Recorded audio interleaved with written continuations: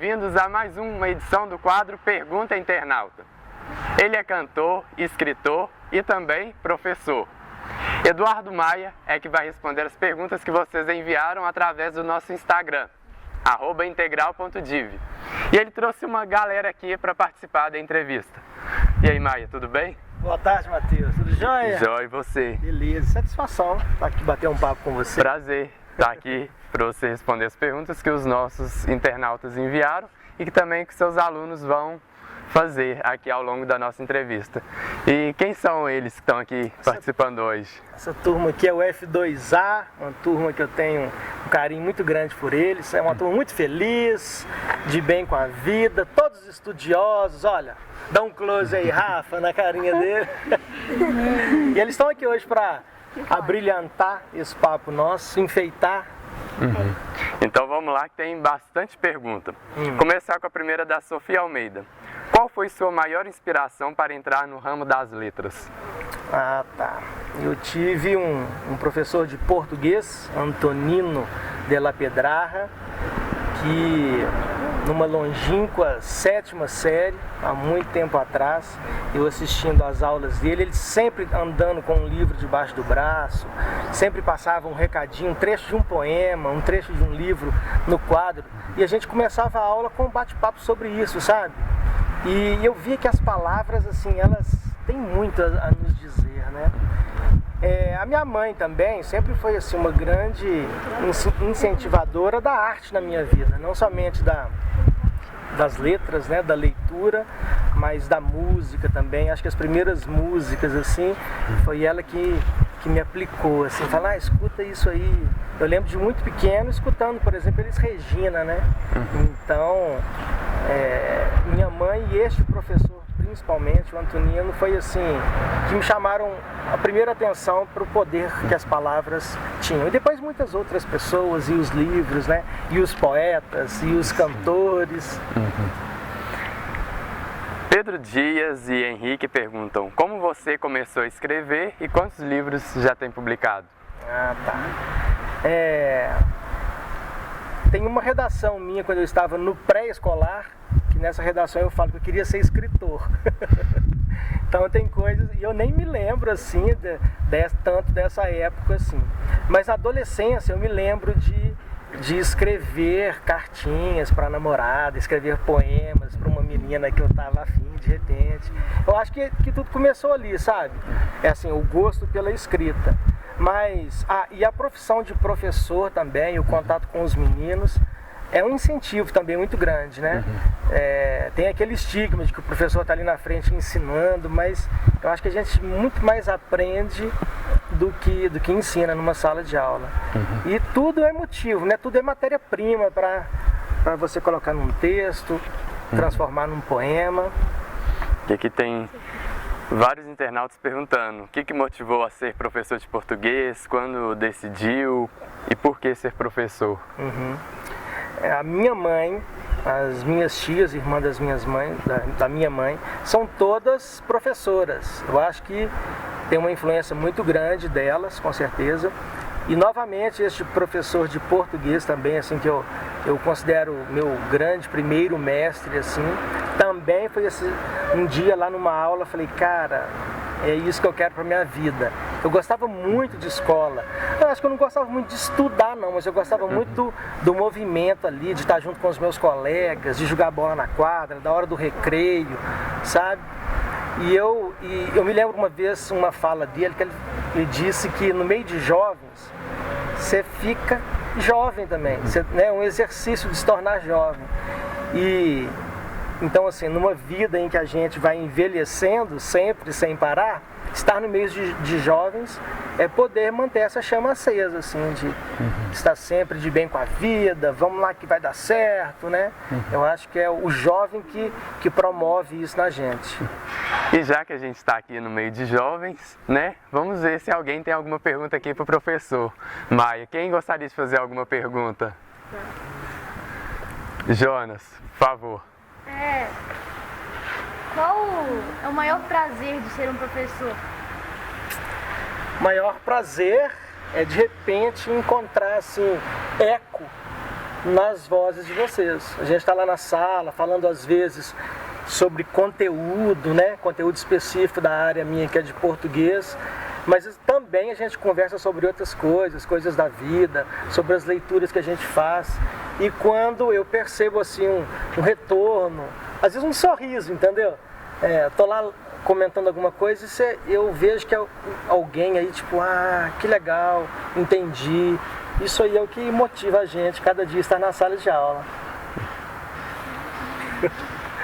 Então, Lívia Lopes e Vitor Hugo perguntam sobre o seu projeto Plano Piloto. Quando surgiu e quando vai ser o próximo show? Então, o projeto Plano Piloto começou há 3 anos. Com certeza a semente desse projeto foi plantada e germinada aqui no Colégio Integral, né?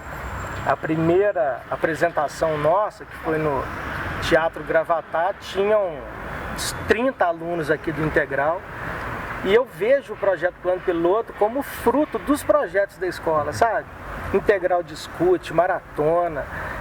Eu vejo que nesses projetos os meninos assim se desdobram e fazem coisas fascinantes.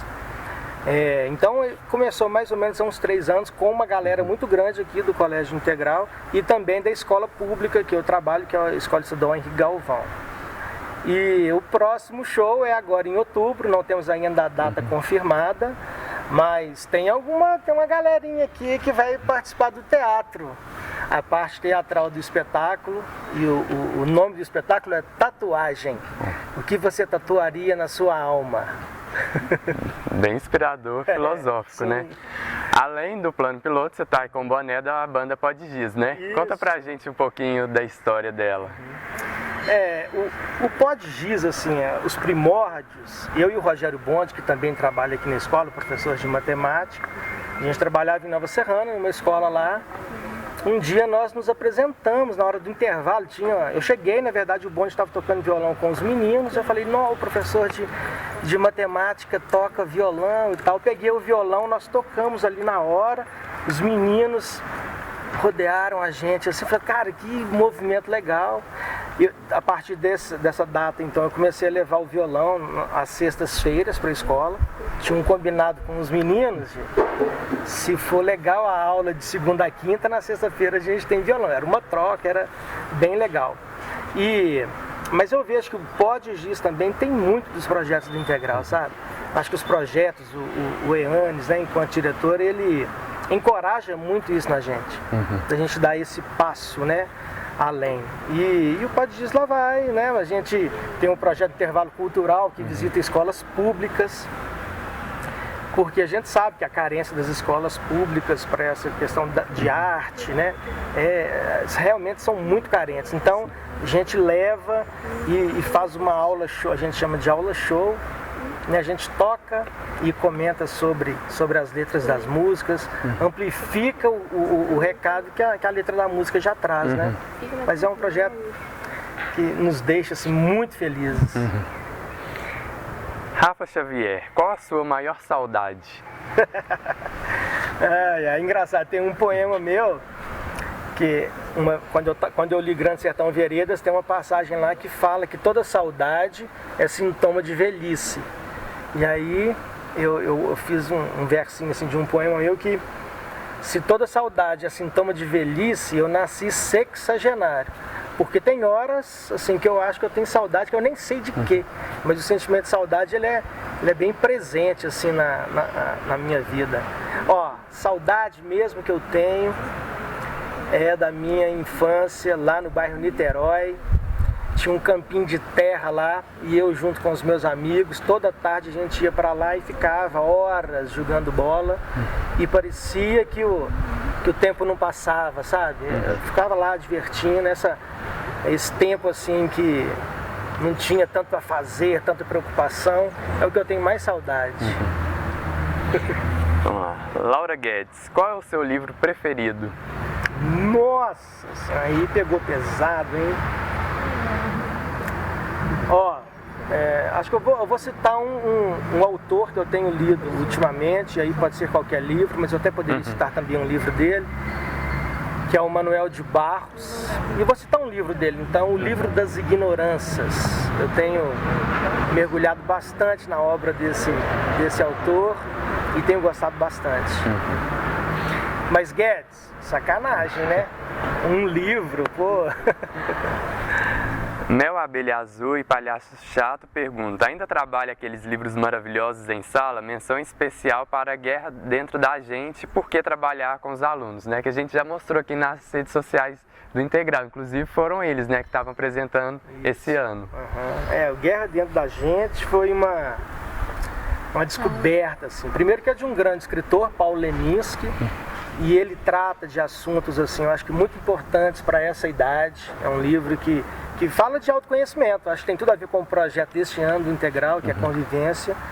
E o legal do Leminski, do livro, é que ele não dá as coisas prontas, está tudo em forma de metáforas, né? Exige do leitor, né? E leitores tão jovens, ainda eu falo que vocês não sabem ler, tem que aprender a ler.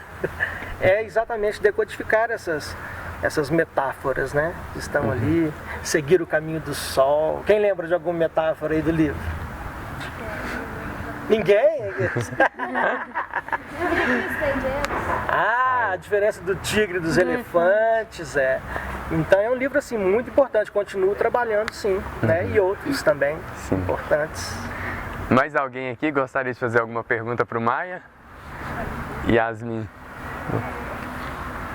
Tem alguma coisa que você faz hoje que você faz desde a sua infância? Ou alguma coisa que você queria fazer que você não faz?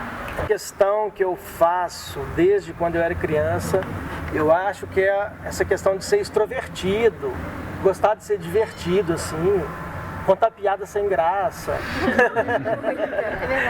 Então, eu acho que isso traz uma leveza para a vida, sabe? À medida que a gente vai ficando mais velho, as coisas vão ficando mais rígidas na nossa vida, eu acho que é uma fuga, ser extrovertido, estar de bem com a vida, vamos embora que vai dar certo, ser otimista. Eu acho que isso que eu trago comigo até hoje. Tá bom, então vamos lá. O Samuel também tem alguma pergunta. Diga, Sassá. Por que você gosta tanto de tocar violão? Tocar violão? Tem um verso de uma música do Caetano que ele fala: como é bom poder tocar um instrumento. O Bonde, meu parceirão do Pode Giz, fala o seguinte, que o projeto Pode Giz é uma válvula de escape. Eu acho que o violão, cara, ou qualquer outro instrumento, tem um monte de menino aí que toca também. No momento em que você pega o violão e vai tocar, ou pega o piano, parece que você se transporta para uma outra possibilidade. Não vou falar uma outra dimensão, mas uma outra possibilidade. Tem dias, se eu estiver mal, assim, eu pego o violão e vou tocando, se eu não tenho nada para fazer. Quando eu vejo, já passou um tempo, assim, gigante. E eu, depois que eu termino de tocar, eu tô uma outra pessoa. É terapêutico. Eu acho que a música, a arte, no geral, eu acho que ela é terapêutica. Ana Clara. Por que o Integral? Como você veio parar aqui? Então, Integral, eu vim aqui fazer algumas entrevistas com o Eanes, deixei meu currículo aqui, isso há 15 anos atrás, conversei umas boas 7 vezes com ele, e aí ele me deu uma oportunidade de trabalhar uma disciplina isolada na época, aqui na escola, que chamava-se A História Vai ao Cinema. Era uma aula por semana, né? Não era uma turma fechada igual que 7º ano e tal. Eram alunos do ensino médio, quem quisesse fazer. Então tinham lá uns 25 alunos e foi uma experiência assim fantástica, o trabalho feito com essa disciplina. Depois ele me ofereceu outra disciplina, também isolada, que era Comunicação é Estudo, que também trabalhava com cinema, com linguagem, com tudo isso. E assim, logo depois surgiu a oportunidade, porque eu sou formado em letras, trabalhava em outras escolas, surgiu a oportunidade de eu entrar como professor de português. Aí eu topei e assim, eu tenho a maior tranquilidade de dizer que existe o professor Eduardo Maia antes e depois do Integral. Os projetos aqui dessa escola são transformadores, sabe? Nós que estamos aqui dentro e vivenciamos os projetos, são muito grandiosos e transformam a nossa vida, né? Então, por isso Integral. Tomara que seja até o dia em que eu me aposentar. Mas o bate-papo tá bom, mas a gente já está caminhando para o final. Para encerrar com a pergunta da Rafaela Rodrigues. Como você lida com a responsabilidade de ser professor, sabendo que seu trabalho contribui diariamente para a formação como pessoa de todos os seus alunos? Essa responsabilidade todo dia, quando a gente coloca o pé na escola, né? No primeiro momento que a gente coloca o pé, você fala, opa, essa responsa não dá para ser de qualquer forma, sabe? Eu digo sempre isso na sala dos professores, inclusive, que educação não é para amador, assim, não, é muito séria a questão. Eu vejo que o que a gente diz, o que a gente fala, às vezes o menino, porque isso aconteceu comigo, talvez com você, de guardar falas até hoje dos nossos professores do ensino fundamental. Então, assim, é uma responsabilidade realmente muito grande e eu espero, de alguma forma, estar contribuindo, ter contribuído com algum desses alunos aí. Tá certo. Fechamos com chave de ouro. E aí, galera, gostaram? Sim! Então, palmas pro Maia.